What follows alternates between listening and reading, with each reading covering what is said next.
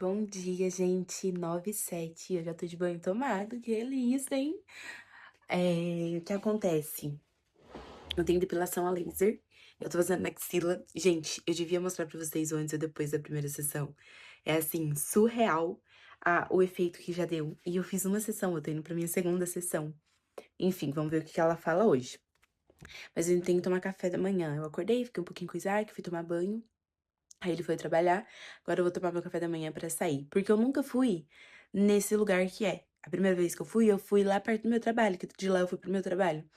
E aí agora eu tô indo em outro lugar. Então, eu vou sair mais cedo, porque tudo que é perto você tem que desconfiar. Então, por causa disso, eu vou sair um pouco mais cedo. Pra você fazer as sessões, você não pode estar com creme. Ih, tá acesa. Você não pode estar com creme, nem com desodorante, nem nada na axila. Tomei meu banho, né, e tudo bonitinho. Quando quer ver, pum, desodorante. Fui pro banho de novo, que eu falei, pra não ter risco, eu vou esfregar pra não ter produto. E aí, é isso. Sua cabeça, onde que tava, gente? Meu café da manhã vai ser isso daqui, pão com ovos, meu cappuccino e melão, que eu amo. Gente, tô voltando. Não consigo filmar pra vocês. É muito rápido. Mas logo eu volto pra contar uma coisa. Ai, eu fiquei tão feliz, juro. Logo eu volto. Tô aqui na estação. Gente, acabei de chegar em casa. Eu fiz uma gambiarra pra deixar vocês aí, pra eu poder lavar a louça enquanto eu falo com vocês. E eu acho que eu não vou conseguir, porque senão eu vou ficar assim, ó.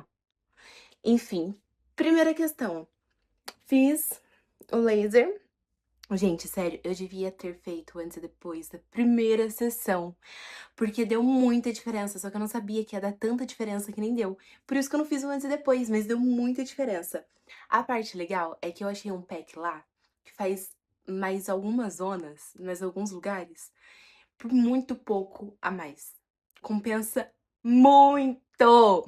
Só que um deles não é o braço. Eu vou fazer mais um, dois, três, quatro lugares a mais, tipo, com muito pouco. Eu vou pagar muito pouco a mais pra poder fazer mais 4 lugares.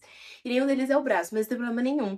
Que assim que eu finalizar as axilas, eu começo o braço, porque eu quero fazer tatuagem. Só que pra eu poder fazer tatuagem, eu tenho que estar com o braço lisinho, né? Porque senão, na hora que eu for fazer o laser depois da tatuagem, tem que cobrir a tatuagem pra não pegar o laser na tatuagem. Aí eu vou ficar peluda do mesmo jeito. E eu sou muito peludinha. Muito, muito, muito mesmo. O meu braço, o meu rosto. Isso já foi algo de me dar insegurança. Hoje em dia, não mais. Hoje em dia, gente. E não só por isso, mas porque, como era algo que me dava insegurança quando eu era criança, a minha mãe, desde novinha, vou ser bem sincera, depois da minha primeira menstruação, eu comecei a fazer depilação na cera. Aí eu comecei pelo sovaco também. Aí depois eu fui pra minha perna, depois perna inteira, depois regiões íntimas.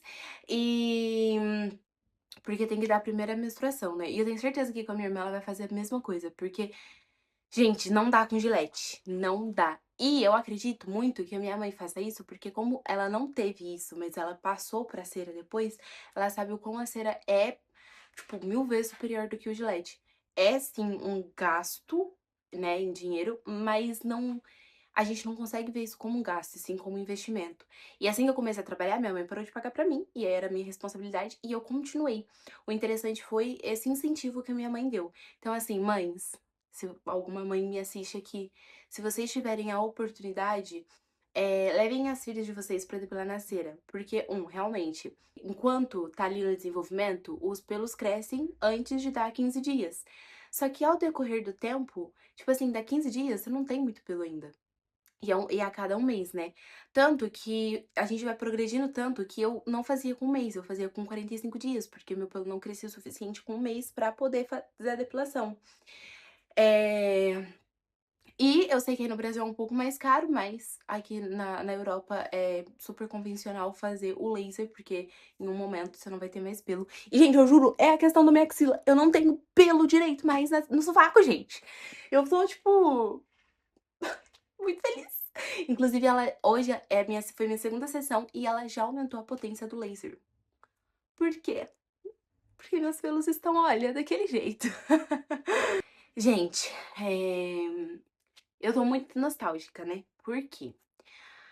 Porque fez um ano do meu casamento, fez um ano que a gente tá aqui. E faz um ano que a gente tá longe de família, de amigos, da igreja, assim, da igreja que a gente era membro no Brasil. E isso me faz pensar muito, sabe? E que nem eu tô postando sempre no Instagram fotos que eu postei o ano passado, nesses dias. E, gente, meu Deus do céu, são tantas camadas que eu queria conversar com vocês, mas que em um vídeo de vlog eu não sei se eu conseguiria. Mas eu vou lavar um pouquinho da minha louça e já logo eu volto pra falar com vocês. Gente, vendo as fotos do nosso casamento, eu só consigo pensar o tanto que eu e o Isaac, a gente teve que amadurecer nesse um ano. O tanto que a gente teve que evoluir esse um ano. Um pelo outro, por nós mesmos, sabe? E, cara, dá um baita orgulho dele, de ver o quanto ele é esforçado. Gente, eu casei com um homem muito trabalhador, graças a Deus. Gente, meu maior medo era casar com um homem folgado que não gostava de trabalhar. Não porque eu quero, claro, eu quero ser esposa troféu, mas eu também, enquanto não é a situação do meu marido estar num trabalho confortável também, porque eu não quero que ele se mate pra eu ficar num conforto, então, né, que ele esteja num trabalho bom, num trabalho confortável, pra que eu também fique confortável, enfim.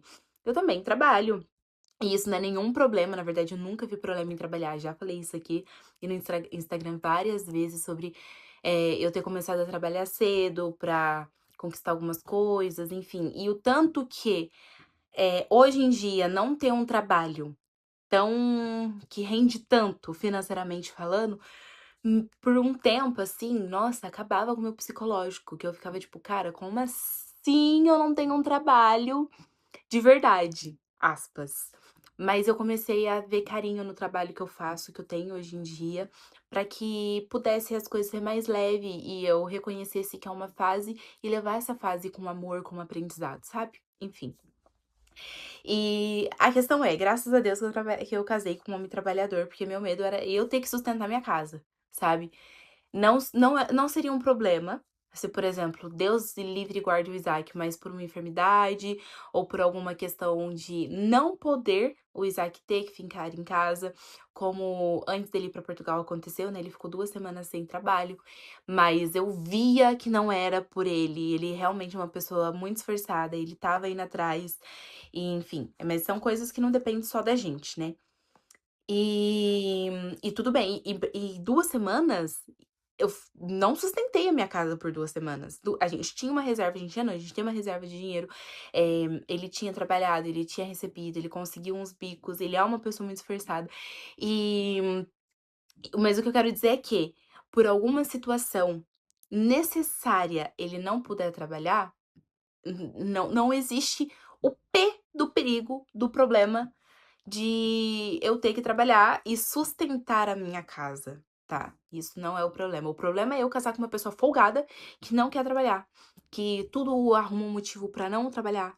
Gente, isso pra mim é o cúmulo. Eu não consigo, não conseguiria casar com uma pessoa assim. Mas uma das coisas que me fez apaixonar pelo Isaac é a forma que ele lida com o trabalho. A minha admiração por ele começou profissionalmente, né? E eu admirava muito ele profissionalmente. Ele é uma pessoa, assim, ótima pra lidar com pessoas. No trabalho que eu conheci ele, eh, ele trabalhava com gestão de pessoas, enfim, e eu sempre admirei muito como ele lidava com o trabalho dele. E, assim, a minha admiração profissional por ele nunca acabou, nunca parou, porque eu sei o bom profissional que ele é, sabe, como que ele lida com as coisas.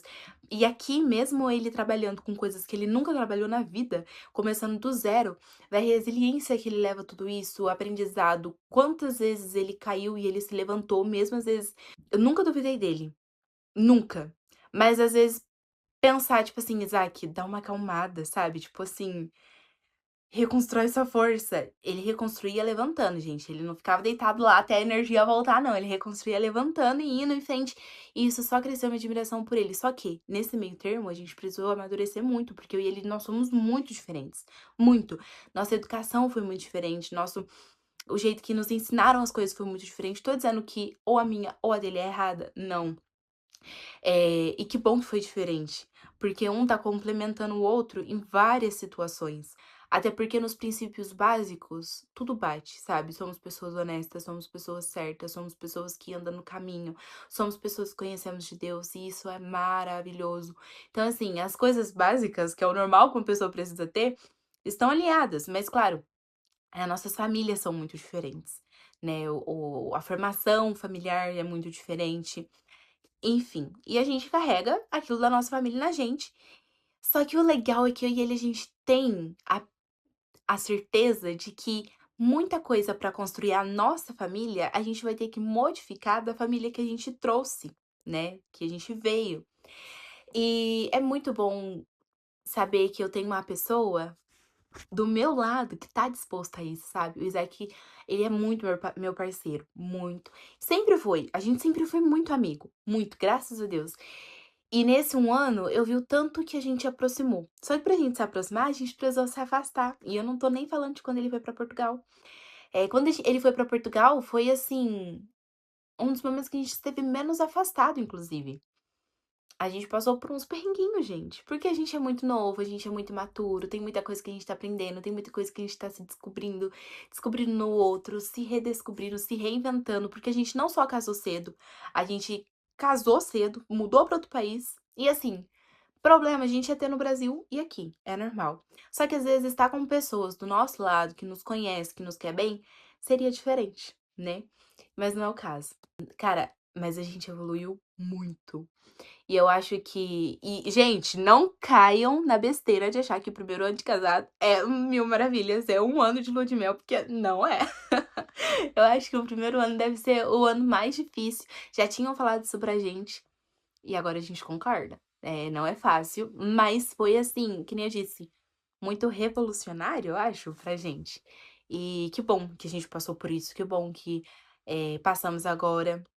A gente, cara, é muito legal. E a gente sabe que vai vir mais pela frente. Não adianta a gente ter a ilusão de que passou e acabou, já era. Porque sim, vai ter. Mas eu acho que esse primeiro ano que a gente passou por muita coisa nos deu força e garra pra gente conseguir viver tudo que a gente tem que viver pra frente. E cada fase vai ser uma fase que a gente vai passar, e é que nem um jogo, a gente passa uma fase, vem um nível mais difícil, a gente passa, vai vir um nível mais difícil, mas a questão é não desistir e tá disposto. Eu tô disposta a fazer mudanças pra, sabe, melhorar o nosso relacionamento, ele também. A questão é você não mudar sua essência e não deixar de ser quem você é. Mas sim, existem momentos em que a gente precisa mudar pelo outro. Infelizmente, muitos casamentos, muitos relacionamentos hoje em dia não dão certo por causa disso. As pessoas não estão dispostas, as pessoas não querem, sabe? Bom, enfim, mas isso é com cada um e dentro da minha casa funciona desse jeito. Enfim, então nesse 1 ano a gente aprendeu muito e, gente, é difícil? É, mas fica mais leve, de certa forma, saber que quem tá do seu lado tá disposto à melhoria, sabe? Porque, eu acho que é isso o principal ponto que a gente precisa ter. E uma coisa que o pastor sempre falou pra gente, que é: o casamento é pra fazer o outro feliz. E se a gente pensa em fazer o outro feliz e o outro pensa em fazer a gente feliz, a gente vive numa felicidade constante. Com dificuldades e diferenças, claro, mas numa felicidade, né. Casem certo, casando certo, vai dar tudo certo.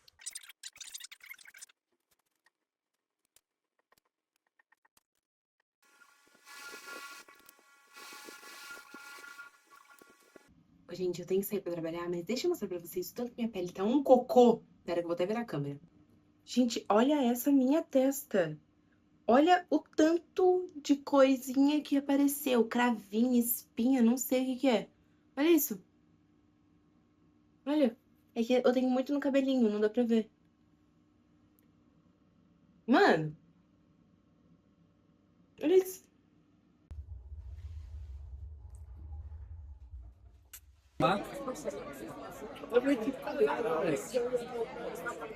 Gente, 1h10 da manhã, eu vou finalizar o vlog por aqui. Tô falando até baixo.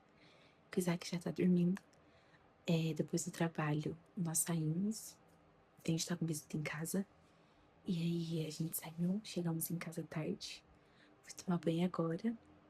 Estou indo dormir também, que pela minha cara dá pra ver que eu tô cansada, né?